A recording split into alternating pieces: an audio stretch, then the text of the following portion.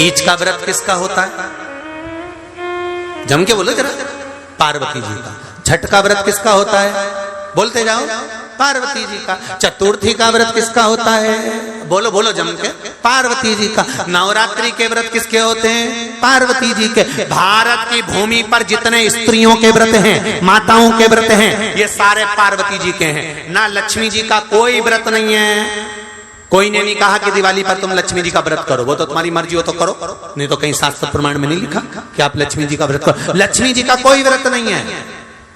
यहां ब्रह्माणी का कोई व्रत नहीं है, इंद्राणी का कोई व्रत नहीं है। अगर व्रत है तो केवल पार्वती जी का। माता पार्वती का व्रत इसलिए है क्योंकि माता पार्वती ने कभी अपने पति से अपशब्द नहीं कहे थे, कभी ऊंची आवाज में बात नहीं करी थी, इसलिए पार्वती जी के व्रत आज तक चल रहे हैं। व्रत तो तुम्हारे भी चालू हो जाए अगर तुम ऊंची आवाज में बात नहीं करो तो, उसमें कोई दिक्कत नहीं। अगर तुम तेज आवाज में बोलना बंद कर दो ना, तुम जब भी बोलती हो ना धड़धड़ा के बोलती हो। 4 घंटे से बोल रही हूं कि दूध की थैली लिया। फोन भी किया था मैंने कि दूध की थैली लेते आना। कथा में गए थे, वहीं से सब्जी लेते लेते आ जाते। ऐसी धड़धड़ा के बोली चंद्र घंटा, ऐसी बोली कि भेरू सिंदूर चिपका के बैठ गया। कहीं मत बोलो। क्या व्रत तो तुम्हारे भी चालू हो जाए। तुम अगर तेज आवाज में नहीं बोलो तो व्रत तो व्रत है।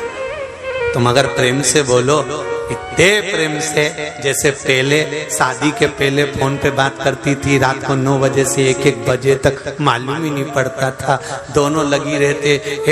12-1 बजे घर के लोग भी कहते अब तो सो जा छोरा, कि मम्मी बस थोड़ी सी बात और कर लो। छोरी से कहा बेटा सो जा। शादी के पहले 1-1, 2-2 बजे तक बात करे, और शादी के बाद ऐसा वो कहे ना, शादी का 1 साल पति बोले पत्नी सुने, शादी का दूसरा साल पत्नी बोले पति सुने, और शादी के बाकी के साल पति पत्नी दोनों बोले पूरा मोहल्ला सुने। पूरा कहाँ मतलब?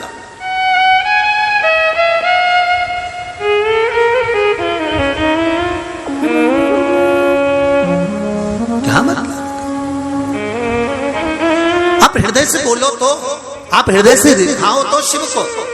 कहो पार्वती मैया से, जब पार्वती जी बड़ी हो जाए तो शंकर जी की आराधना करना। शिव पति के रूप में मिल गए तो जीवन सार्थक हो गया। कहा देव ऋषि नारद ने, शंकर अगर मिल गए तो जीवन में कहीं फिर भटकाव नहीं होगा, कहीं भटक नहीं सकते। आपसे भी निवेदन है, सारी समस्या का हल जरा जम के बोलो, 1 लोटा जल। और उस 1 लोटे जल की महत्वता को जिस दिन जान गए उस दिन जीवन आया 1 लोटा जल।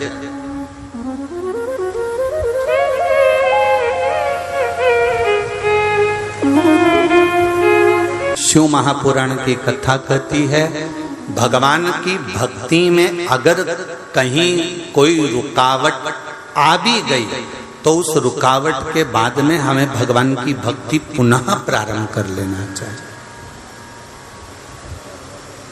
होता है ऐसा, ऐसा होता है। कई बार हम तीज का व्रत करते थे गुरुजी, और तीज का व्रत करते करते गुरुजी हो सकता है कई बार ऐसी अड़चन आ गई, ऐसी अड़चन आ गई कि हमारा वो व्रत एक बार छूट गया। अब एक बार व्रत छूट गया, हरतालिका तीज का, अब क्या करें गुरुजी, हमारा व्रत बस केवल एक बार छूटा है गुरुदेव। हम 15 साल से कर रहे थे, हम 20 साल से कर रहे थे, एक बार ऐसा कोई काम हो गया कि वो व्रत हमारा टूट गया, वो व्रत हमारा नहीं हुआ, तो हमें क्या करना चाहिए?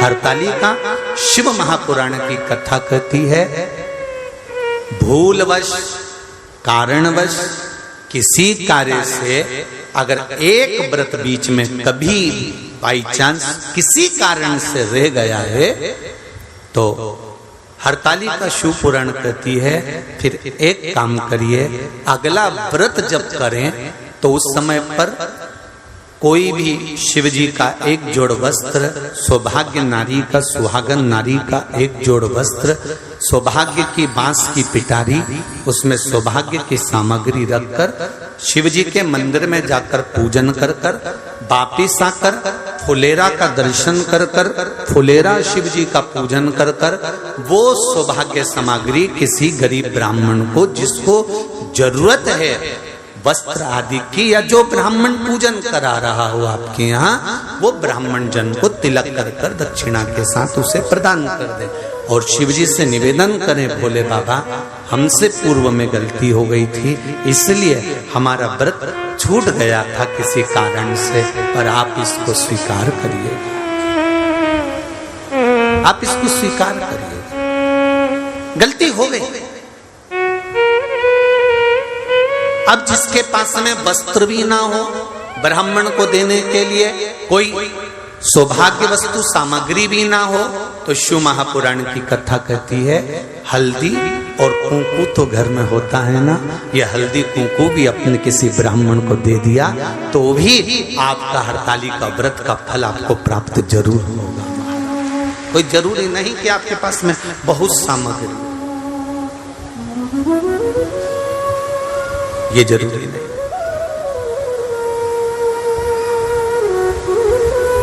कहां से प्रारंभ हुआ है हरतालिका? देव ऋषि नारद भ्रमण करते करते माता पार्वती जी के पास पहुंचे।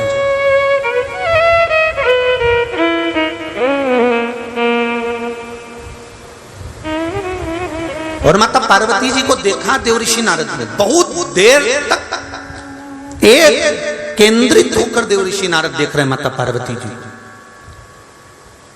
जिन माता पार्वती जी के भाग्य का गुणगान देव ऋषि नारद ने करा था कि इनको ऐसा पति मिलेगा, नग्न वेशधारी, भस्मी रमाने वाला, जटाजूट बांधने वाला, मृग चर्म पहनने वाला, जब देव ऋषि नारद बारंबार कर रहे कि इनको ऐसा पति मिलेगा, तो पार्वती जी की माता मैनावती ने तो कह दिया था कि मैं बेटी का ब्याह नहीं करूंगी। हिमालय राज ने कह दिया हम भी ठीक है, हमारी बेटी को घर में रख लेंगे, पर ऐसे लड़के के साथ बेटी नहीं ब्याहेंगे जिसके साथ में हमारी बेटी को जिंदगी भर दुख रहे। गाय, बेटी और लक्ष्मी 50 बार विचार करो तब किसी को दो। बेटी को विवाह करने से पहले 50 बार विचार करना, क्या ये लड़का तुम्हारी लड़की के लिए ठीक है? क्या ये लड़का तुम्हारी बेटी के लिए ठीक है? जनक जी महाराज ने माता जानकी का स्वयंवर रखा था,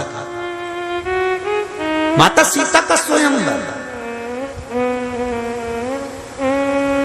और जनक जी ने जो माता सीता का स्वयंवर रखा, उस स्वयंवर का ये कलाकारों ने, ये फिल्म बनाने वाले ये कलाकारों ने उस स्वयंवर का इतना हंसी मजाक बना दिया, इतना हंसी मजाक बना दिया कि वहां हीरो हीरोइन के स्वयंवर होने लगे थे। आपने देखा होगा टीवी पर।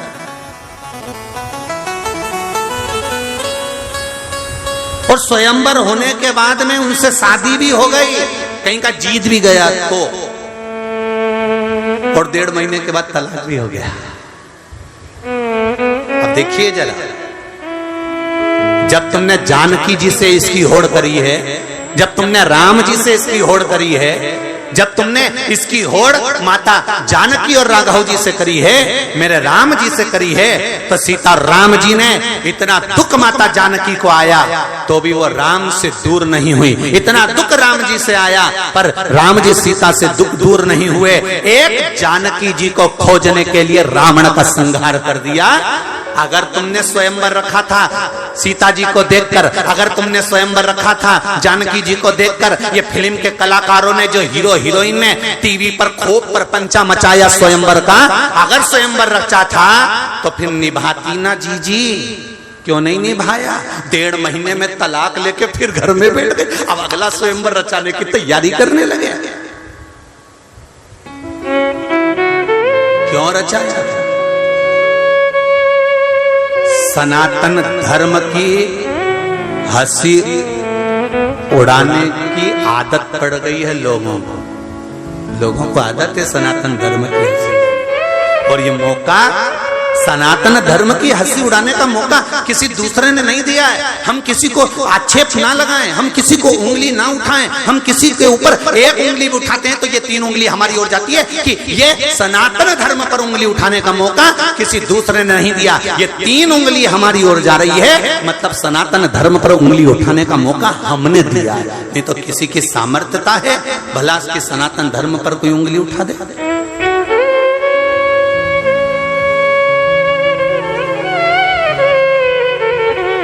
उन्होंने टीवी पर स्वयंवर रचा और आप बिल्कुल टाइम पे 8 बजे टीवी खोल के बैठ गए। अब देखेंगे अगला क्या बोलती, अब देखेंगे। और युवान छोरा छोरी देखे तो चल जाए, डोकरा डोकरी भी के लगा स्वयंवर लगा, डोकरा डोकरी भी बैठे बस स्वयंवर देख। पर किसी एक ने एक पत्र लिखकर नहीं भेजा कि यह कौन सा प्रपंच रचा कर रखा है तुमने सनातन धर्म पर हंसी उड़ाने के लिए। ये कौन सा उपहास उड़ा रहे हो तुम।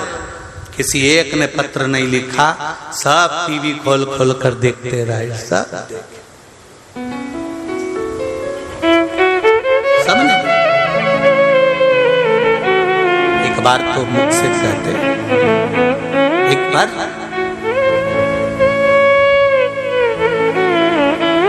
3 को देने से पहले 50 बार विचार करना। एक बेटी को देने से पहले, दूसरा गौ माता को देने से पहले, तीसरा लक्ष्मी धन पैसा देने से पहले 50 बार विचार करना कि किसको दे रहे हो। बेटी ब्याहने से पहले ये विचार करिए क्या बेटी सही जगह पर जा रही है। राजा जनक जी ने जानकी जी का स्वयंवर क्यों रखा था। जब जानकी जी की उम्र मात्र 5 वर्ष की थी तब जनक जी ने कहा था, जानकी जाकर सैनिकों से कहकर आओ आज मैं धनुष की पूजन करने आ रहा हूं, तो धनुष के नीचे लीप दें। जानकी जी कहने गई तो द्वारपालों ने कहा, माता जी हमने धनुष के नीचे का भाग आसपास का लीप दिया, पर वो धनुष हमसे नहीं उठता है, इसलिए हमने गाय के गोबर से उसके नीचे नहीं लीपा है। जानकी जी बोली, इतना छोटा सा धनुष तुमसे नहीं उठता, चलो मैं उठा देती हूँ। और जानकी जी गई, उन्होंने हाथ में गोबर लिया, उल्टे हाथ से धनुष को उठाया, गोबर को लीप कर 5 वर्ष की जानकी मैया गोबर से लीप कर धनुष को रखकर आ गई। जनक जी जब पूजन करने आए तो उन्होंने देखा कि आज पहली बार धनुष के नीचे का भाग लीपा है। ये किसने लीपा? जिस दिन से धनुष आया है उस दिन से आज तक नहीं उठा। इस धनुष को किसने उठाया है? कौन उठाया इस धनुष को? द्वारपालों ने कहा जानकी जी ने उठाया। जनक जी हंसने लगे, 5 साल की छोरी कोई धनुष उठाएगी? बुलाओ जानकी को। जानकी बेटा तूने धनुष उठाया कैसे, ये लीपा कैसे? जानकी जी ने कहा, पिताजी ये देखो, उल्टे हाथ से धनुष उठाकर सीधे हाथ से लीप कर बता दिया। जनक जी जान गए मेरी बेटी अगर उल्टे हाथ से धनुष उठा सकती है तो इसका पति सीधे हाथ से धनुष उठाने वाला चाहिए। बेटी पढ़ी लिखी है, उसके हिसाब से पढ़ा लिखा वर ढूंढो। बेटी ज्ञानवान है, उसके हिसाब से उसका वर ढूंढो।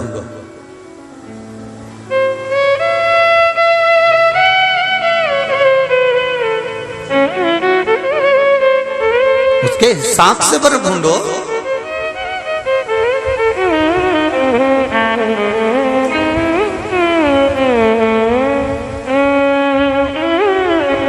पर हमने बेटी के हिसाब से वर नहीं ढूंढा, हमने हिसाब लगाने वाला वर ढूंढा। पेट्रोल पंप कितने हैं, उनका शॉप बहुत अच्छा है, 4 दुकानें हैं, खूब पैसा है, राशि ठाट है, राशि ठाट, खूब पैसा, प्लाट है पुणे में, हिंगोली में, यहाँ वहां उनकी जमीन ही जमीन है, पैसा ही पैसा है। और हमने थोड़ा सा छोरा ऊंचा नीचा देखा और ब्याह दिया। और बेटी गई और मालूम पड़े तुमने धन तो देखा था पर किस्मत किसने देखी। 4-6 साल में जो पैसा देखा था कहीं डब्बे मब्बे में, कहीं शेयर मार्केट में, कहीं चूना लग गया। इतना ऊपर देख कर दिया था वो नीचे खड़ा था। ये देखकर देने की अपेक्षा ये देखना था कि लड़का लड़की को स्नेह करने वाला है कि नहीं, संभालने वाला है कि नहीं, विपदा में घबराने वाला तो नहीं है, हर पल हर घड़ी धर्म के लिए, समाज के लिए, परिवार के लिए, कुटुंब के लिए खड़ा रहने वाला है कि नहीं। फिर थोड़ा धन भी कम होता तो ढक जाता, उसके भाग्य में होता तो निकाल ले जाता। पर चॉइस बहुत भारी है।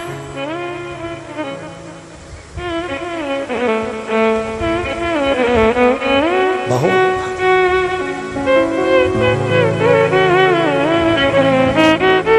हम दूसरों को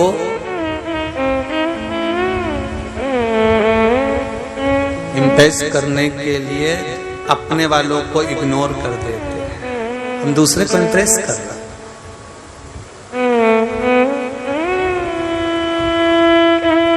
मोबाइल पर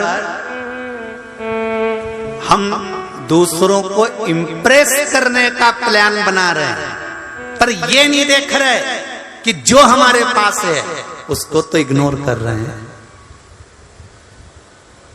जिसको इम्प्रेस कर रहे थे वो इम्प्रेस भी नहीं हुआ, और जो इग्नोर करा था वो पूर्ण तरह से इग्नोर हो गया।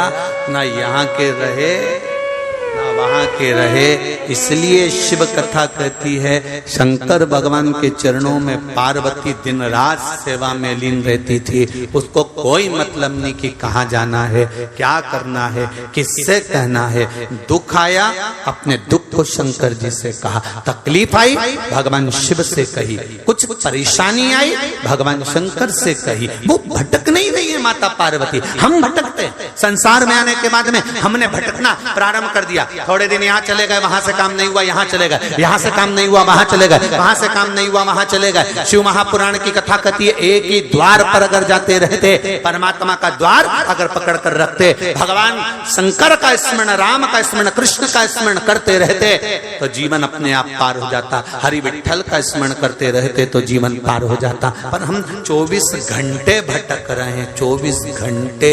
अरे तुम पूरी बफेट में पार्टी में घूमो, यहाँ दही बड़ा खा लो, वहाँ गुलाब जामुन खा लो, वहाँ चाउमीन खा लो, वहाँ पानी पतासा खा लो, सब कुछ खा लो, पर 2 रोटी तो तुमको खाना ही पड़ेगी। क्यों?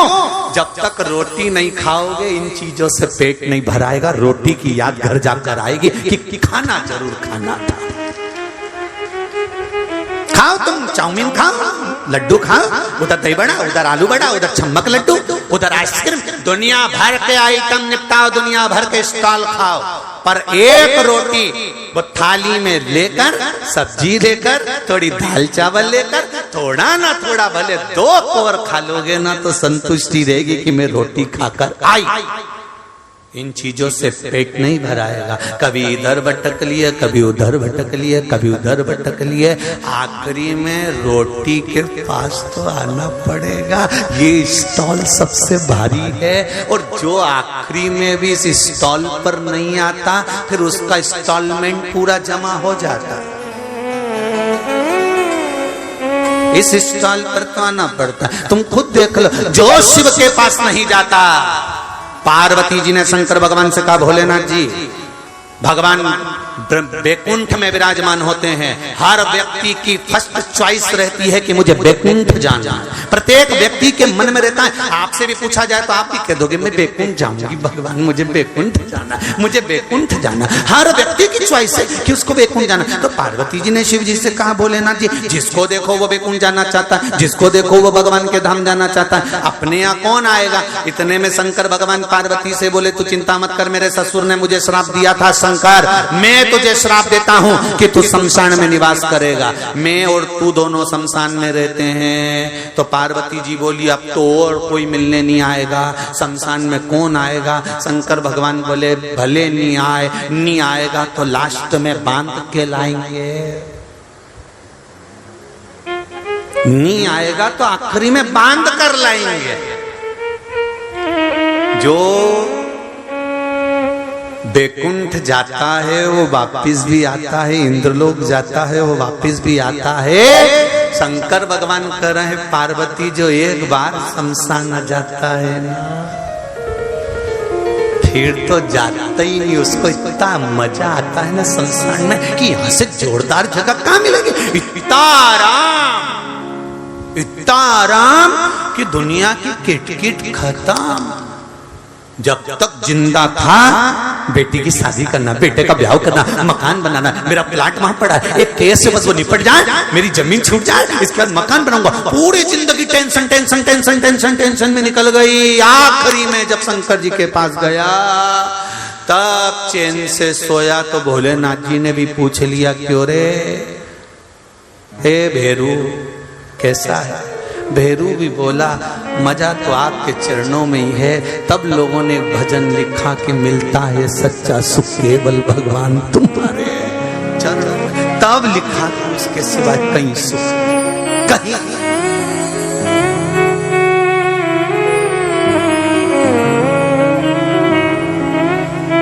चाहे अग्नि में मुझे जलना, चाहे कांटों पर मुझे चाहे छोड़ के देश निकलना हो, रहे ध्यान तुम्हारे चरणों में। हे भगवान अब मेरा मन कहीं नहीं लगता, केवल तुम्हारे चरणारविंद, केवल तुम्हारे सिवा में कहीं जाना नहीं चाहता। और जिसने शिव के चरण पकड़ लिए, जो शंकर का हो गया, सारा भार शिव का हो गया, सारा भार। तुम एक बार दिल लगाओ तो भोलेनाथ से।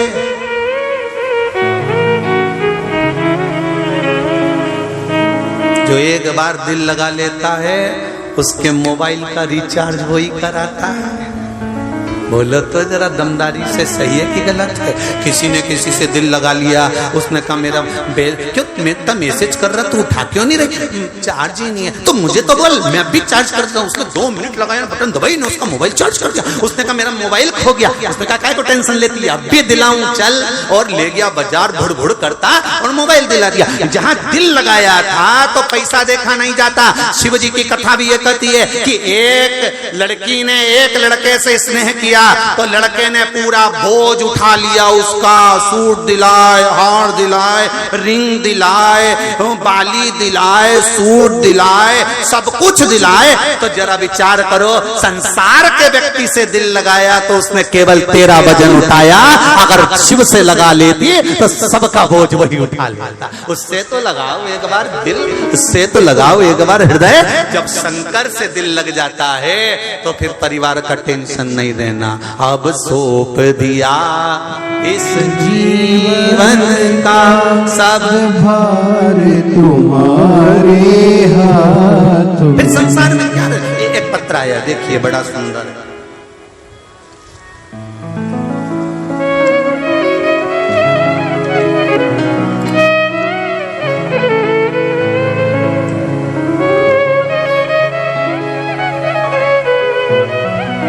बैठे हैं, मेरे बाबा के भरोसे पर कह सकता हूँ, मेरे बाबा के विश्वास पर कह सकता हूँ, दिल से सुनना, दिखावे से नहीं। मेरे भगवान को दिखावा प्रिय नहीं है। शमशान में जाकर कोई दिखावा करता है क्या? अरे बोलो तो जम के। जो अच्छा सेठ से सेठ भी मरता है तो डनलप के गद्दे पर नहीं जाता, बांस पर और घास पर ही जाता है। सेठ से सेठ भी मरता है तो मखमल के कपड़े पहनकर नहीं जाता, वही सफेद और लाल कपड़े में लपेट कर जाता है। उसके यहाँ दिखावा चलता नहीं है। तुम दिल से शिव महापुराण की कथा सुनो, दिल से सुनो। माना इस पंडाल में जगह नहीं तो दूसरे पंडाल में बैठकर सुनो, दूसरे में नहीं हो तो तीसरे में बैठकर सुनो, तीसरे पंडाल में जगह नहीं हो तो चौथे में बैठकर सुनो। कई लोग रोड पर बैठकर कथा सुन रहे हैं, तो उनसे निवेदन है कि जहां मौका मिले शिव महापुराण की कथा को जमीन पर बैठकर कंकर शंकर को मानकर सुनना और दिल से कहना बाबा मैंने सुना है कि तू 3 महीने में पूर्ण कर देता है, ऐसी कृपा करना कि मेरी ये कामना पूर्ण हो और मैं भी धूप लगाने तेरे दरबार में जाऊं। उससे प्रार्थना करेगा, उससे दिल से कहो तो।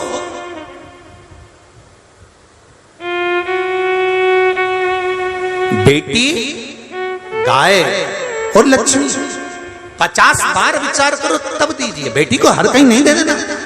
गाय को किसी ऐसे, हमारे दादाजी चले गए, हमारे काका जी चले गए, गौदान करना है, ब्राह्मण को गाय दी, ब्राह्मण ने गाय ली। अब ब्राह्मण के घर में खुद की रहने की जगह नहीं तो गाय कहां से बांधेगा, भूसा कहां रखेगा, चारा कहां रखेगा, पानी कहां पिलाएगा। उसने गाय ले ली, थोड़ा सा सोने के सिंह चांदी के खुर के चक्कर में गाय ली, गाय लेकर दूसरे को भेज दी, दूसरे ने तीसरे को भेज दी, तीसरे ने चौथे को भेज दी। वो गाय बिकते बिकते कसाई के हाथ में चली गई। गाय कटी तो बद्दुआ ब्राह्मण को नहीं लगी जिसने ली थी, बद्दुआ उसको लगी जिसने दी थी। संकल्प तुमने दिया है,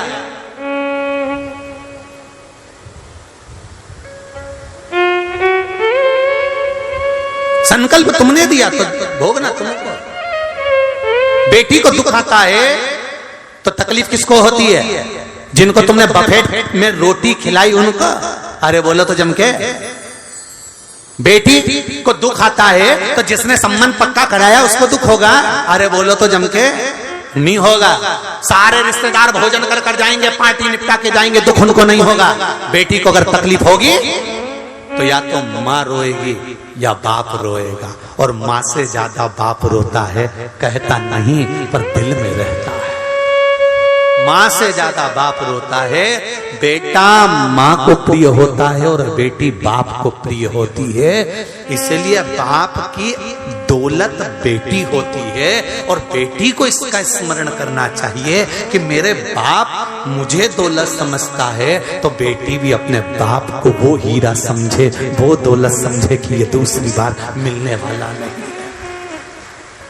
ये समझे।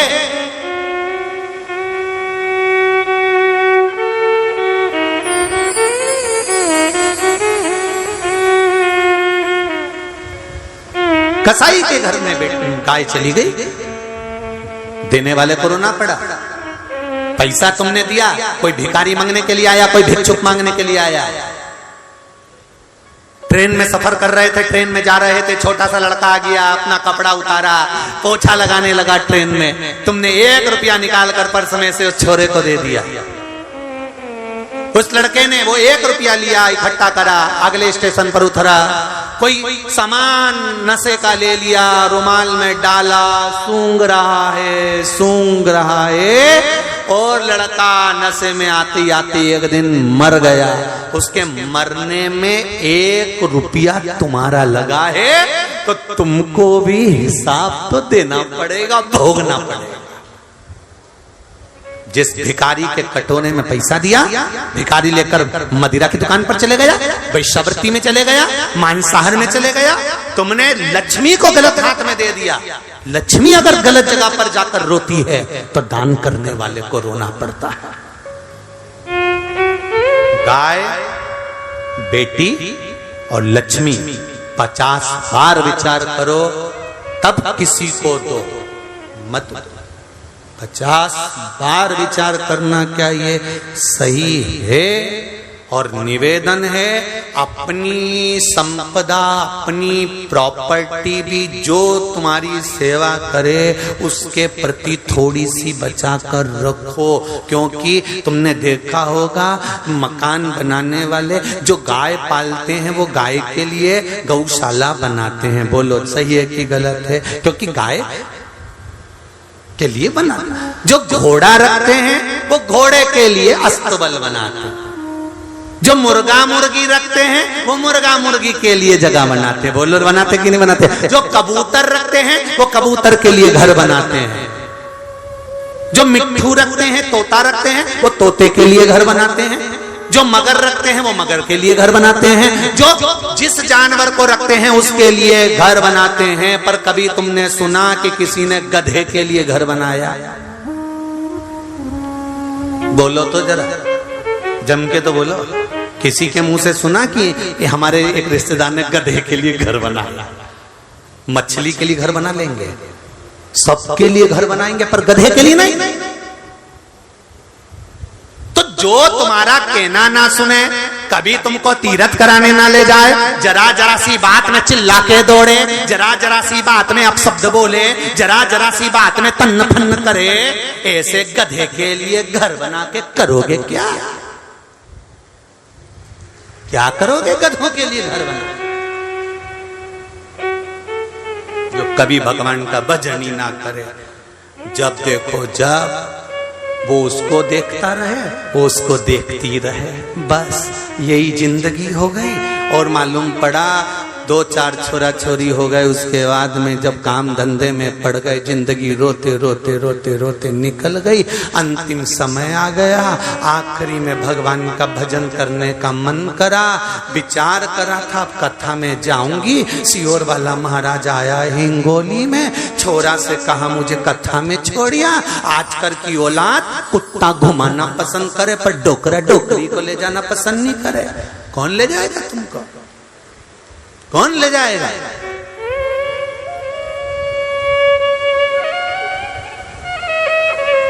एक कुत्ता को चेन से बांधकर इतना चड्डा पहन के, टी-शर्ट पहन के जब घुमाते हैं तो ऐसा लगता है इनको कि हमारे बराबर कोई वीआईपी नहीं है। सुबेरे सुबेरे हमारा शास्त्र कहता है कि गीता के पीछे चलो, रामायण के पीछे चलो, धर्म और शास्त्रों के पीछे चलो। ये सुबह से उठ के मुंह धो के कुत्ता के पीछे चले। कुत्ता तुम्हारे पीछे चलता है क्या? जम के बोलो जरा, चलता है? नहीं, जहां कुत्ता जाएगा। अब जरा विचार करो, इतने वीआईपी, इतने वीआईपी, इतने वीआईपी कि इनके घर के बच्चों को छीछी आई तो बेचारी एक बाई रख रखी वो साफ करे।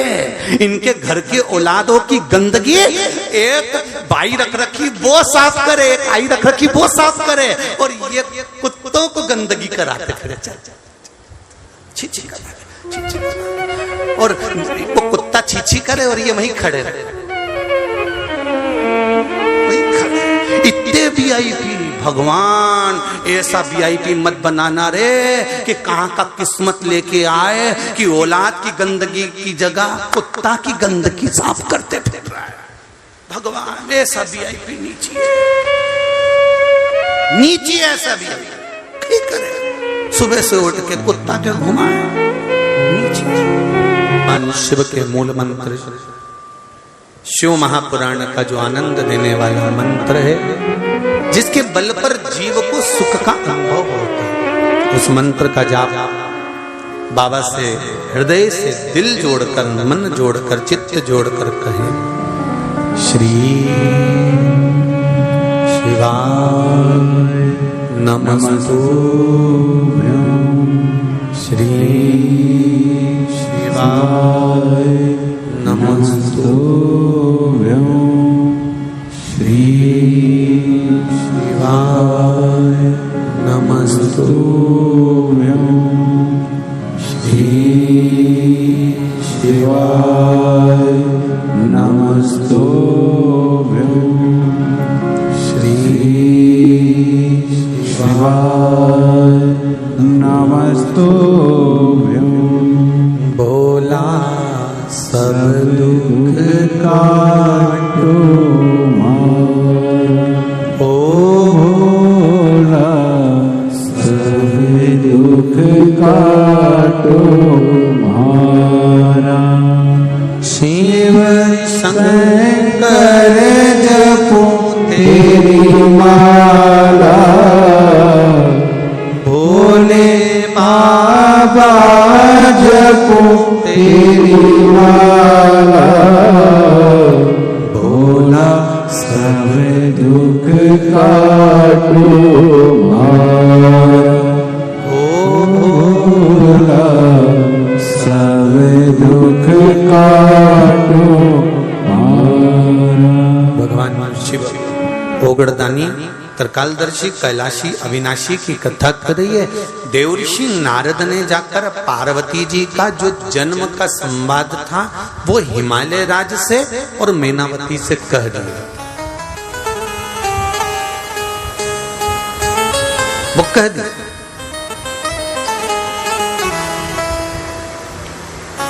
बात अपने हृदय में उतार कर रखी। मैं नमन करता हूं लिंगायत संप्रदाय के सभी भक्तों को,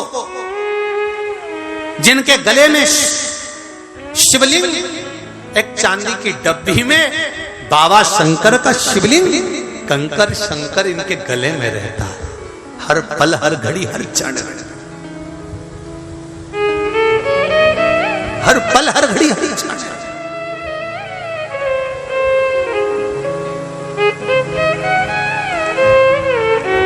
मां अपने बच्चे को दूध ही नहीं पिलाती जब तक कि शंकर का मंत्र इसके कानों में नहीं पड़ गया। कारण पूछा किसी लिंगायत संप्रदाय के गुरु से, तो कहा माता के गर्भ में था तो पिंड के रूप में था, आया है संसार में तो शंकर इसका भरण पोषण करेंगे, शंकर इसके परवरिश करेंगे। माता पिता ने तो जन्म दे दिया, भाग्य लिखने वाला तो देव अधिदेव महादेव है, इसलिए शिव मंत्र दिया जाता है, तब मां दूध पिलाती है। जब तक मंत्र नहीं मिलता, गुरु मंत्र नहीं मिलता, तब तक उस बच्चे को दूध भी मानी पी। शंकर का हो जा पहले शिव का हो।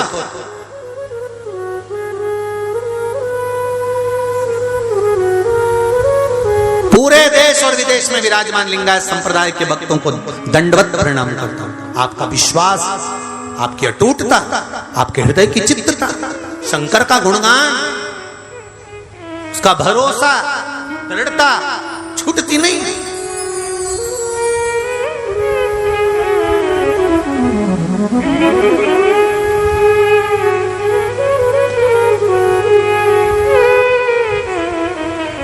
मस्तक पर त्रिपुंड भस्म, गले में शिवलिंग, रुद्राक्ष, इसके सिवा इनका कोई मतलब।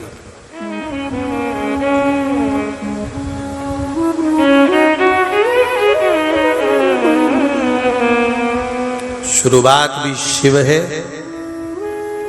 और अंत भी शिव है। शंकर के सिवा कुछ नहीं। मेरे भोले तेरा सहारा है, मेरे भोले तेरा सहारा है, मेरी नैया का तू किनारा है, मेरी नैया का तू किनारा है। शिव के सिवा है कौन? शंकर के सिवा जाने कौन जाने? तो मेरा निवेदन है, जिसके संबंध में आपस में टकरार हो तो मुंह का भाव आप नंदीश्वर को देकर, बेलपत्र शिव को मुंह के ऊपर से चढ़ी हुई, पहले मुंह पर चढ़ गई, फिर वही उठाकर भगवान शिव को समर्पित कर दी जाए और हृदय का भाव कहकर भगवान शंकर से निवेदन किया जाए। सुनेगा, सुनेगा।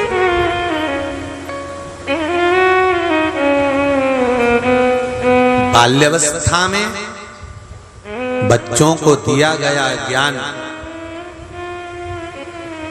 आखिरी तक काम आता है। एक बात परली बैजनाथ की धरा पर कही थी, शिव महापुराण में जो सोमानी परिवार कथा करवाए हैं, उसमें एक बात कही थी, अगर आपके बच्चों ने एक लोटा जल शंकर भगवान को चढ़ाना प्रारंभ कर दिया, मंदिर जाना प्रारंभ कर दिया, तो आप टेंशन मत लेना, आपका बुढ़ापा वृद्धाश्रम में नहीं निकलेगा, घर पर ही निकलेगा और बेटा ही सेवा करेगा। जिनके बच्चों को मंदिर जाने में शर्म आती है, फटी हुई जीन्स पहनने में शर्म नहीं आती, 4 जगह से इतना बड़ा बड़ा थेगड़ा लगा हुआ, उसमें शर्म नहीं आएगी, उसमें तो शान बढ़ेगी। और लोग भी पूछेंगे कहां से फटी है, बहुत जोरदार है।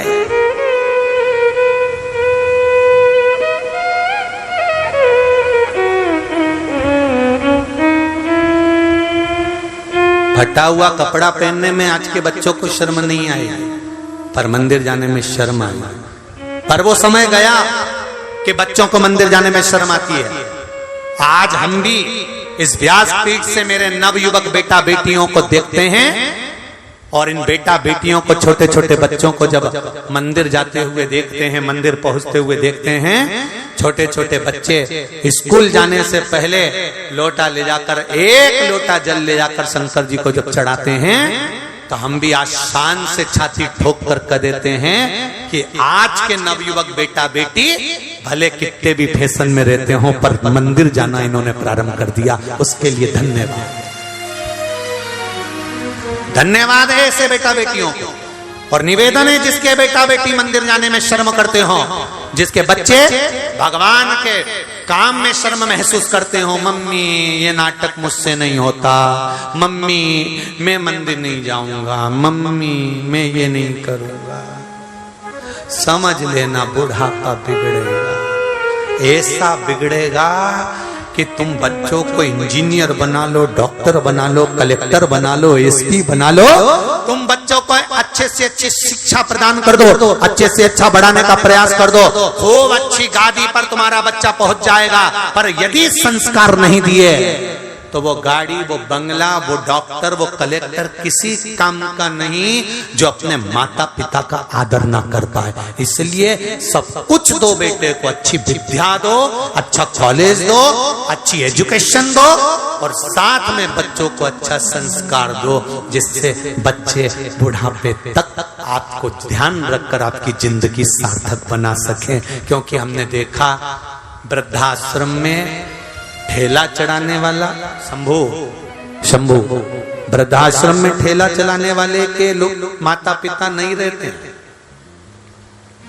वृद्धाश्रम में सब्जी बेचने वाले के माता पिता नहीं रहते हैं।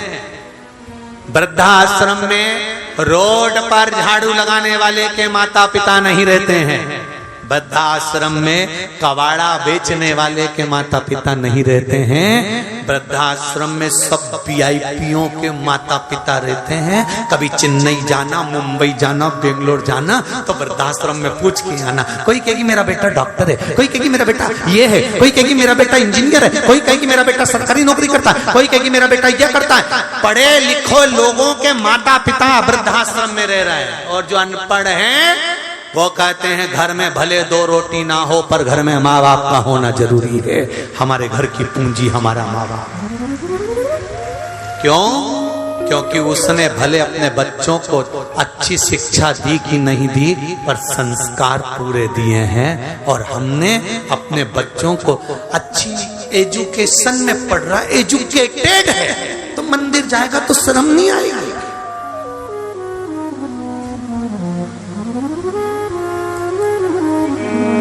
समझाओ घर के बेटा बेटी को, बेटा मंदिर जाओ,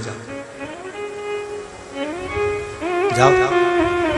कोचिंग जाती हो ना, ट्यूशन जाती हो ना, गाड़ी उठाकर कोचिंग तक जाती हो ना, 5 मिनट मंदिर पड़ेगा शंकर जी का, रुकना, प्रणाम करना, मां पर बेलपत्री चढ़ी हो वही उठा लाना, उठा के वही की वही उसी समय उठाना, चढ़ा देना। इतना तो कर सकती है, ये भी नहीं कर सकती।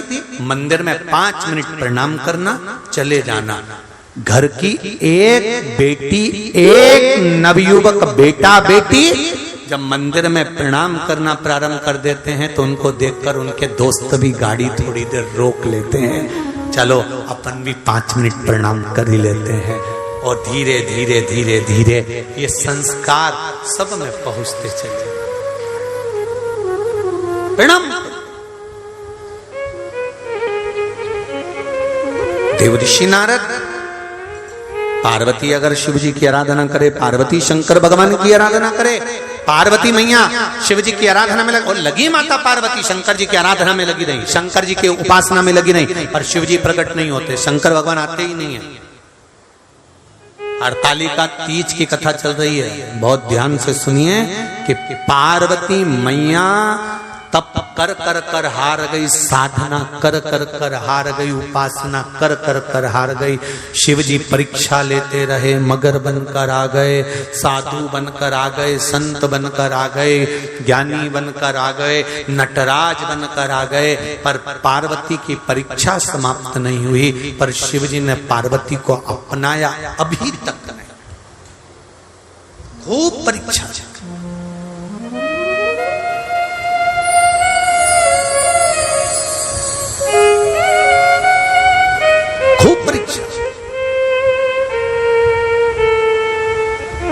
थोड़ा सा क्रोध जाग जाता है, जब कोई काम नहीं होता क्रोध जाग जाता है।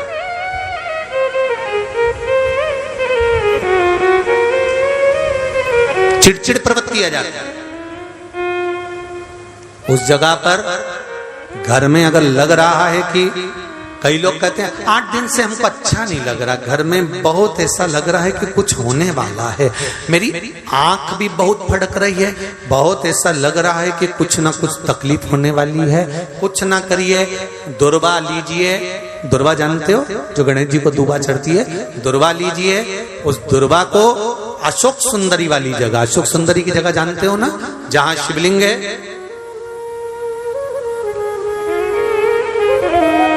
ये पीठ भगवान की पीठिका, उसके ऊपर जो शिवलिंग रखा है, सामने से जहां पानी गिरता है, इधर गणेश जी का स्थान, इधर कार्तिकेय का स्थान, बीच में एक मोटी सी लाइन है, वो अशोक सुंदरी का स्थान। शंकर जी के शिवलिंग पर ऊपर से एक एक बूंद पानी गिर रहा है, वो शंकर जी की 5 बेटियों का स्थान, जया, विषहरा, शामरीबारी, दौतली और देव। बीच में अशोक सुंदरी का स्थान। दुर्वा आपको लग रहा है कि ये मेरे को ठीक नहीं लग रहा, मेरे को अभी कुछ ऐसा लग रहा है कि कुछ होने वाला, या कोई ना कोई गड़बड़ी होने वाली है, कुछ तकलीफ आने वाली है, कोई कष्ट आने वाला, कोई बीमारी आने वाली, कोई रोग आने वाला, कोई तकलीफ आने वाली है। उस समय पर दुर्वा 7 लीजिए, 7 दुर्वा को लेकर अशोक सुंदरी वाली जगह पर चंदन का पहले लेपन कर दो, और उस पर दुर्वा की डंडी का जो मुख है वो पानी बहता है उस साइड, और शिवलिंग की साइड में दुर्वा की पत्तियों का मुख कर कर उसको रखकर अपने हाथ का स्पर्श करो, और अपने मन से बाबा का स्मरण कर कर, दिल से कहकर बाबा को उस दुर्वा को लेकर आ जाओ। उसका पानी घर में, पानी में उस दुर्वा को डालकर उसका पानी सब दूर छिड़क दो, श्री शिवाय नमस्तुभ्यम कहकर। जो नेगेटिवता ऊर्जा थी वो पॉजिटिव में बदलेगी, और आपको 15 मिनट के अंदर ऐसा लगेगा कि जैसे शंकर भगवान ने खुद अपना गंगा जल भेजा है और पूरे घर को पवित्र कर दिया है। मन में उत्साह, उमंगता, एक आनंदता, आनंद। दुर्वा का वो फल,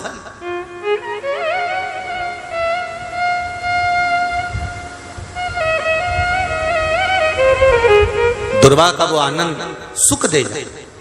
महाराज भगवान देव ऋषि नारद ने माता पार्वती जी को तब साधना करते देखा है ना, जानना बड़ा कठिन है, सारी समस्या का हल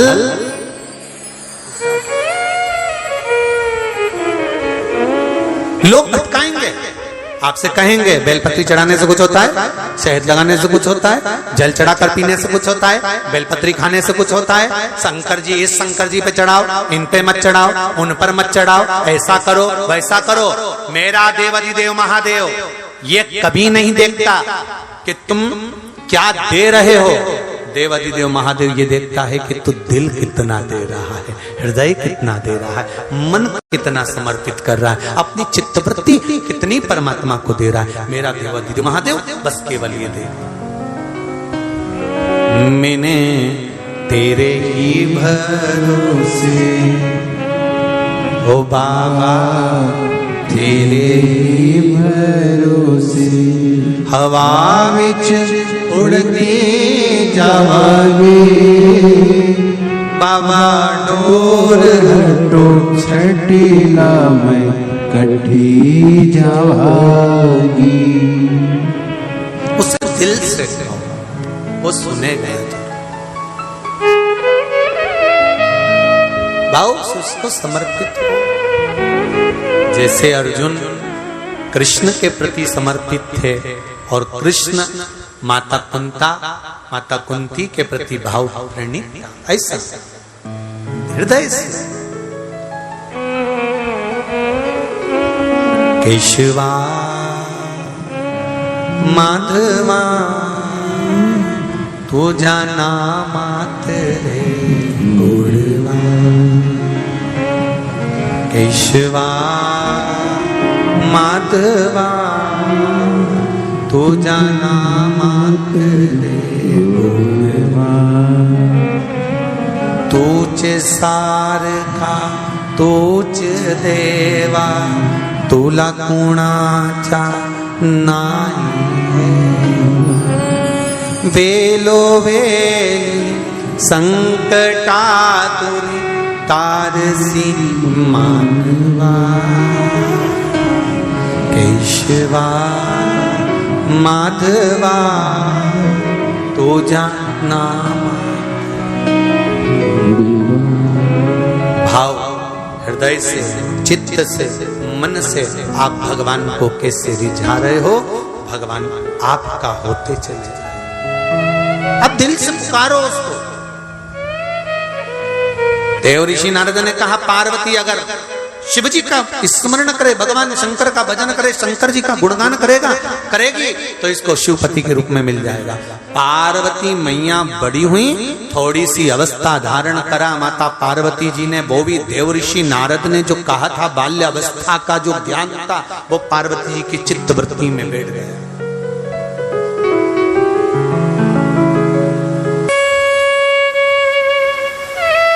बस एक चीज अपनी जिंदगी में याद रखो, जैसे मोबाइल में बैलेंस देखते रहते हो कि कब खत्म हो रहा, देखते हो टीवी का रिचार्ज कब खत्म हो रहा, बैंक का बैलेंस भी देखते रहते हो कि कैसा चल रहा है।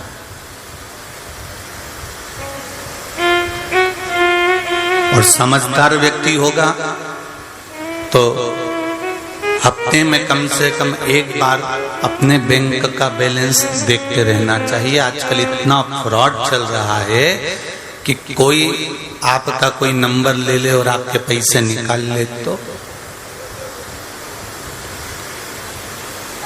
हफ्ते में 2 बार अपने बैंक का बैलेंस देख लो। जैसे मोबाइल का बैलेंस देखते हो, अभी तो मेरे पास में इतने का रिचार्ज है, 3 महीने अभी तक चलेगा, और मालूम पड़े 3 महीने बाद जब वो चलना बंद हो जाए, रिचार्ज खत्म हो जाए, तो फिर क्या होता है? तुम्हारा फोन लगता है? जम के तो बोलो नहीं, फोन जाएगा नहीं, पर फोन जम के बोलो जरा, आएगा। जाएगा नहीं, आएगा। उसी तरह बैलेंस अगर देख लेते तो तुम्हारा भी फोन जाते रहता। जैसे बैंक का बैलेंस देखते हो, मोबाइल का बैलेंस देखते हो, टीवी का बैलेंस देखते हो, परिवार का बैलेंस देखते हो, उसी तरह शिव महापुराण की कथा कहती है कि भगवान के भजन का भी बैलेंस देखते रहना कि कहीं ये खत्म तो नहीं हो जाए। अगर भजन का बैलेंस खत्म हो जाएगा, जैसे मोबाइल का बैलेंस खत्म हो गया, तो तुम्हारा फोन जाएगा नहीं, उधर का फोन बोलो बोलो जम के बोलो आएगा। उसी तरह जब हमारे भजन का बैलेंस खत्म हो जाता है तो फिर उधर से फोन आता है, इधर से नहीं जाता, फिर उधर से आता है। और उधर का फोन बड़ा विचित्र आता है, साहब गाड़ी से गए, एक्सीडेंट हो गया, भगवान मैंने क्या बिगाड़ दिया था। भगवान बोल रहे थे बहुत दिन से बैंक में तो बैलेंस देखने नहीं आई थी, इसलिए मैंने तुझको बुलाया। थोड़ा सा दुख आया, थोड़ी सी तकलीफ आई, थोड़ा सा कष्ट आया, थोड़ा सा रोग आया, थोड़ी सी बीमारी आई, और हमने फिर अपना बैलेंस देखना प्रारंभ करा तो भगवान बोले कि मेरा फोन आया, तब तुझे मालूम पड़ा कि मेरा फोन क्यों पहुंचा, क्योंकि तेरा बैलेंस खत्म हो गया था, इसलिए वहां से फोन कर कर कर वो बाई रोज बोल रही थी कि आपका रिचार्ज समाप्त हो गया, आपका रिचार्ज समाप्त हो गया, अपने इस रिचार्ज को और डलवा लो तो आप अपनी सुविधा से जिंदगी जी सकते हो, अपना कॉल कर सकते हो, मोबाइल लगा सकते हो, अपने फोन का सदुपयोग कर सकते हो। बेचारी रोज दिन भर में 3 बार बोलती थी कि अपना रिचार्ज पूरा करवाओ, तुम्हारा रिचार्ज अधूरा है, इसलिए तुम्हारा फोन पूरा नहीं जा रहा। उसी तरह शिव महापुराण की कथा हो तो शिव महापुराण की कथा ये आपको बताने के लिए आई है कि अपना रिचार्ज पूरा करा कर रखना,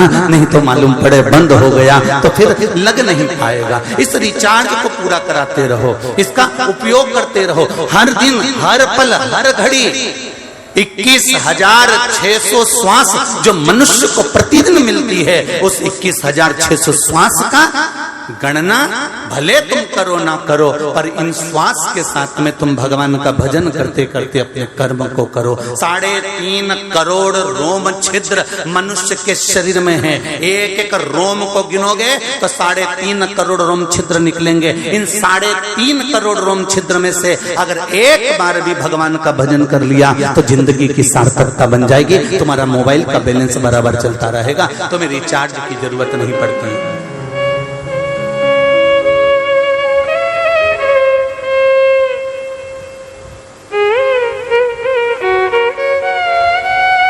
जिसका मोबाइल चार्ज रहता है, रिचार्ज रहता है, उसको दूसरे के मोबाइल की जरूरत, बोलो जम के बोलो जरा, नहीं पड़ती। और बैंक में से निकालेगी, अभी रुक मैं 2 मिनट में लगाता हूँ, अब भी लगाया और फोन लगाया और बात कर। श्रीमद् भागवत कथा किस किसने सुनी है? हाथ उठाओ जरा, सबने सुनी है? भागवत जी सुनने के बाद आप लोगों ने एक स्मरण किया कि ब्रज में इतनी सारी गोपियां रहती थी, ब्रजमंडल में इतनी ग्वालन रहती थी, ब्रजमंडल में इतनी गोपियां रहती थी, और इतनी सारी गोपियों को छोड़कर भगवान कुछ गोपियों के घर पर जाते थे, मक्खन की मटकी तोड़कर माखन चुरा कर लाते थे। कभी आपने विचार करा कि इतनी सारी गोपी होने के बाद भी भगवान की कुछ ही गोपियों के घर क्यों जाते हैं, थोड़ी गोपियों के घर क्यों जाते हैं? जब भगवान वहीं की वहीं रहते हैं, भगवान यहीं की यहीं रह रहे हैं, ब्रजमंडल में रह रहे हैं, तो सारी गोपियों के घर जाना चाहिए। फिर इनके यहाँ चले गए, उनके यहाँ चले गए, उनके यहाँ चले गए, बाकी के सबको छोड़ दिया। उसका कारण क्या है? भगवान ये देखता है कि कौन मुझे विश्वास से, कौन मुझे भरोसे से, कौन मुझे दृढ़ता से, कौन मुझे दिल से पुकार रहा है। भगवान सबके घर नहीं जाता, भगवान उसी के घर जाता है जो दिल से माखन की मटकी को टांग देता है, हृदय से बुलाने का प्रयास करता है। इतनी बड़ी हिंगोली में कितने लोग रहते होंगे, कितने लोग निवास करते होंगे, पर क्या सब शिव महापुराण में जा सकते हैं? बोलो तो सही, नहीं जा सकते। क्या सभी लोग नागेश्वर जा सकते हैं? नहीं। सभी लोग परली बैजनाथ जा सकते हैं? नहीं। जिसको भगवान बुलाएगा और भगवान ने विचार कर लिया कि ये मेरा हो गया और मैं इसका हो गया, इसलिए इसके घर जाना है और इसको मुझे बुलाना है, बस उसी को आमंत्रित करता है।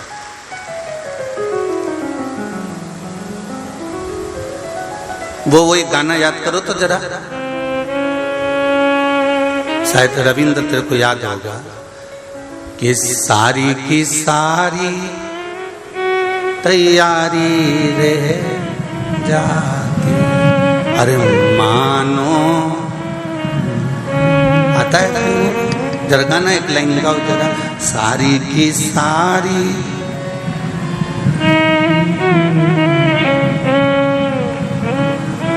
भगवान बहुत कृपा करे हिंगोली वालों पे, कम से कम नजर उतर वाले ना, गाना तो याद है यही, सारी की सारी तैयारी रह जाती, मानो हमारा एहसान कि दूल्हे ने, बस यही है। मृत्यु लोक में आए, माता के गर्भ से जन्म लिया, ऐसा कोई संसार में नहीं जन्मा जो माता के गर्भ से ना जन्मा हो, सबने माता के गर्भ से जन्म लिया। पर भगवान ने किसी किसी के ऊपर कृपा करी। तैयारी तो सबने करके रखी थी, तैयारी सबकी थी। जितने लोग हिंगोली में रहते हैं, रोज टीवी पे कथा सुनते थे, रोज विचार करते थे एक बार महाराज हिंगोली आ जाए, एक बार कथा हो जाए, एक बार कथा सुनने जाना है। सबकी तैयारी थी। पर भगवान भी तो चुनता है कि किसके माध्यम से कराना है, किसको पकड़ना है, किस गोपी के घर में भगवान कृष्ण को जाना है। भगवान भी देख कर रखता है, वो भी लगा कर लगता है कि मेरे को किसकी यहाँ जाना है, किसकी यहाँ पहुंचना।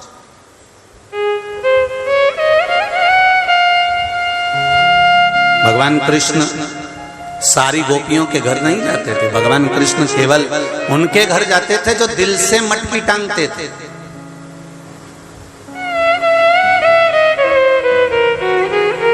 एक गोपी का सुंदर भाव देखिए। एक गोपी दूसरी गोपी से कह रही है, सुन दही बेचन मथुरा जाऊं रे, ध्यान रखियो गुजरिया।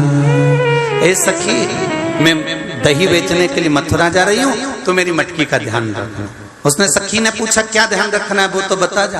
अरे सुन, दही बेचन मथुरा जाऊं रे, ध्यान रखियो गुजरिया, शाम से पहले घर ना आऊं रे, ध्यान रखियो।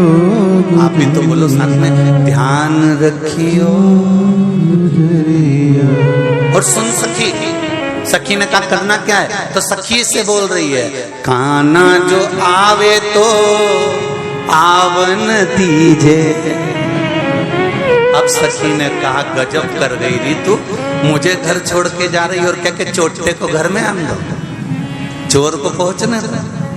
तो फिर एक काम करना, दरवाजा खोल के चली जाओ, मुझे भी छोड़ने की क्या जरूरत है। तो सखी कहती सुन तो सही जरा कि काना जो आवे तो आवन दीजो।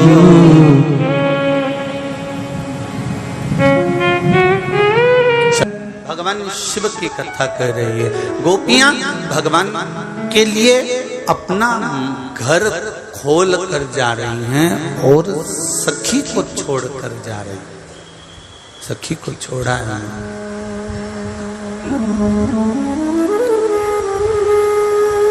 भाव देखिएगा कितना सुंदर है।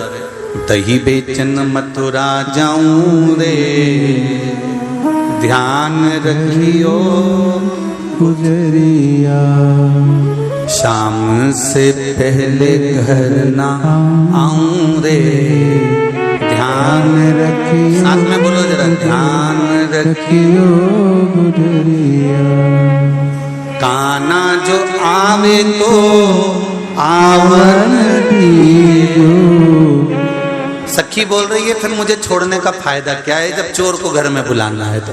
अरे सुन तो, काना जो आवे तो आवन दीजो, पर चढ़ने ना दीजे अटरिया, ध्यान रखियो गुजरिया।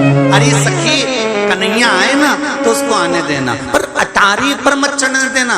तो सखी ने पूछा क्यों, तो क्या मेरी अटारी टूटी हुई है, अगर वो चढ़ गया और गिर गया ना तो मुझे अच्छा नहीं लगेगा। अब देखो, चोर घर में आए उसके लिए घर खुला छोड़ दो, सखी से कह रही है आने दो, अटारी पर चढ़ने मत देना। और सुन, अब फिर मुझे छोड़ कर क्यों जा रही है, तो सुन तो, माखन जो खाए तो, बोलो रे गोली वालों जरा अच्छे से, खाने देना कि नहीं खाने देना, बस तो फिर माखन जो खावे तो खावन दीजो। सखी बोल रही है चोर आए आने दो, सामान ले जाए ले जान दो, माखन खाए खान दो, तो फिर मुझे क्यों छोड़ रही है। तो सखी ने कहा अरे सुन तो, तोड़ने ना दीजे मटकिया, ध्यान रखियो गुजरिया। अरे उसके छोटे छोटे हाथ हैं और उसके हाथ में मटकी तोड़ने से लग जाएगी, उसकी सेफ्टी के लिए तेरे को छोड़ कर जा रही। ओ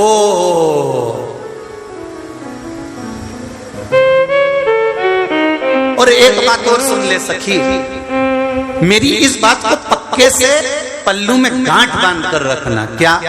कि काना जो जावे तो जानना नहीं ना, तो सखी कह रही है काना जो जावे तो जावन्ना दीजे। अरे सखी वो जाए ना तो जाने नहीं देना। तो इतने में तो सखी को आ गया गुस्सा, वो तो अपने बाप की नहीं सुने तो हमारी क्या खाक सुने। उसकी मैया उससे कहे कि रुक जा रुक जा रुक जा, उसके पिता की उसकी माता की किसी की नहीं सुनता, जो करना है अपनी मर्जी से करता है, सारे ब्रजमंडल को हथेली पर लेकर चलता है। तो तू कह रही है कि कान्हा जाए तो जाने मत देना, और अगर चले गया तो सखी ने कहा सखी से छीन लीजिए बाकी बंसुरिया, ध्यान रखियो गुजरिया। अगर तूने बंसी को छुड़ा लिया फिर तो जाएगा ही नहीं, पक्का है पक्का।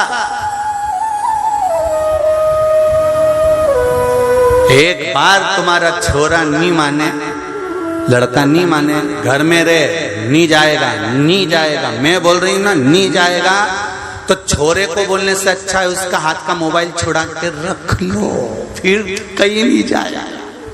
घर में उसको मालूम है किसी का फोन आ गया और मम्मी ने उठा लिया, फिर हैप्पी बर्थडे टू यू हो जाएगा, वो नहीं जाएगा। तो कान्हा जो जावे तो जावना लीजिए बाकी बंसुरिया, ध्यान रखियो गुजरिया।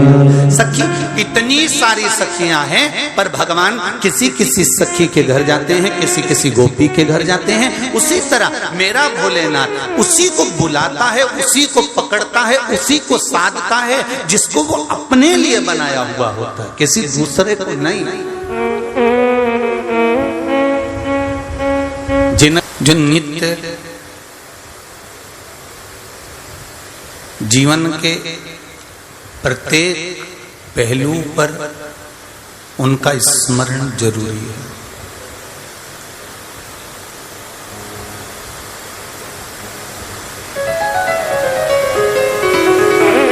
ऐसी कोई घड़ी, ऐसा कोई पल, ऐसा कोई समय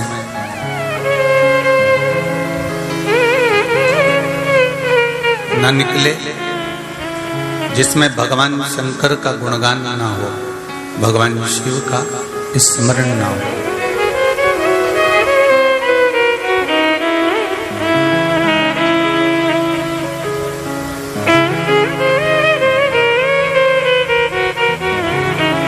जैसे वो LIC वाले होते हैं, जीवन बीमा निगम वाले होते हैं, बीमा करने वाले होते हैं, वो कहते हैं जीवन के साथ भी और जीवन के, जम के तो बोलो, बाद भी।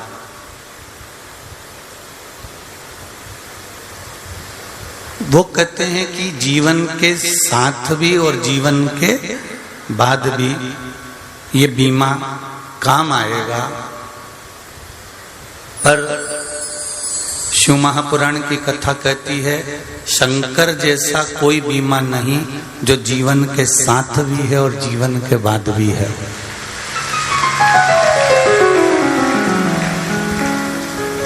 शिव महापुराण जैसा कोई बीमा नहीं है, शंकर के स्मरण जैसा कोई बीमा नहीं है, शिव की भक्ति जैसा कोई बीमा नहीं है।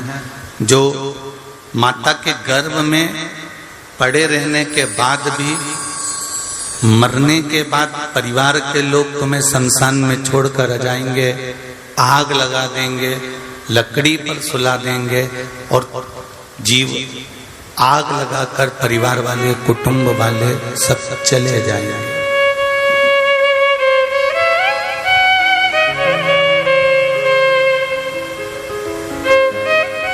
तब कोई दूसरा साथ देने वाला नहीं रहेगा।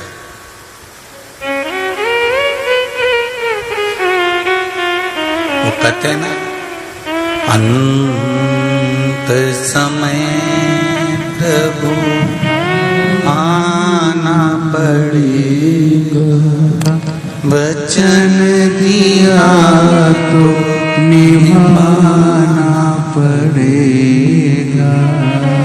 आए ना आए प्रभु कुटुंब कबीला, आए ना आए प्रभु कुटुंब कबीला, अंत समय भोले आना पड़ेगा, अंत समय भोले आना पड़ेगा। जीवन में हम अपनी जिंदगी की जितनी दौड़ में हम लोग चल रहे हैं, जितने हम आगे बढ़ रहे हैं, जितने अग्रणता की ओर बढ़ रहे हैं, उसके साथ भगवान शंकर का मंत्र जाप, भगवान शिव का नाम जाप, भगवान शंकर का स्मरण, भगवान शंकर का गुणगान जो हमने किया है, जो हम कर रहे हैं, और ये गुणगान भगवान शिव का केवल जीते जी काम नहीं आ रहा है, ये गुणगान मृत्यु के बाद भी काम आ रहा है।